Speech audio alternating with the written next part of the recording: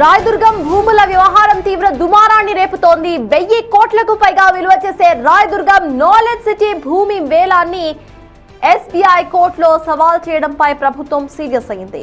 ఎస్బీఐతో ఉన్న అన్ని రకాల ఆర్థిక లావాదేవీలను నిలిపివేయడమే కాకుండా ప్రభుత్వ ఖాతాలను ఇతర బ్యాంకులకు మార్చాలని భావిస్తున్నట్లు సమాచారం.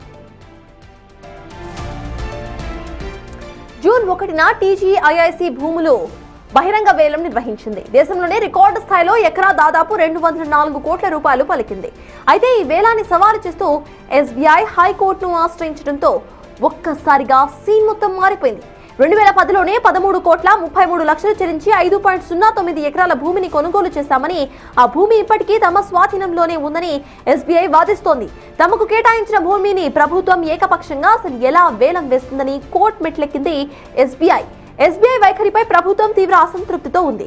భూమి కేటాయింపు నిబంధనలను ఎస్బీఐ పూర్తిగా ఉల్లంఘించిందని అంటోంది గవర్నమెంట్. భూమి కేటాయించిన 2 ఏళ్లలోనే కార్పొరేట్ కార్యాలయం నిర్మించాల్సి ఉండగా ఇన్నేళ్లు గడిచినా సరే ఎలాంటి నిర్మాణం చేపట్టలేదని చెబుతోంది గవర్నమెంట్. భూమిని ఉపయోగించకపోవడంతోనే దానిని వెనక్కి తీసుకున్నామని ప్రభుత్వం స్పష్టం చేసింది. రాయదుర్గం బదులు మరో చోట భూమి తీసుకునేందుకు అంగీకరించిన ఎస్బీఐ యాజమాన్యం ఆ తర్వాత రహస్యంగా కోర్టుకు వెళ్లడంపై ప్రభుత్వం అనుమానాలను వ్యక్తం చేస్తోంది. దీని వెనుక ఏదైనా రాజకీయ హస్తం ఉందా అనే కోణంలో సైతం సమీక్ష జరుగుతోంది ఇప్పుడు.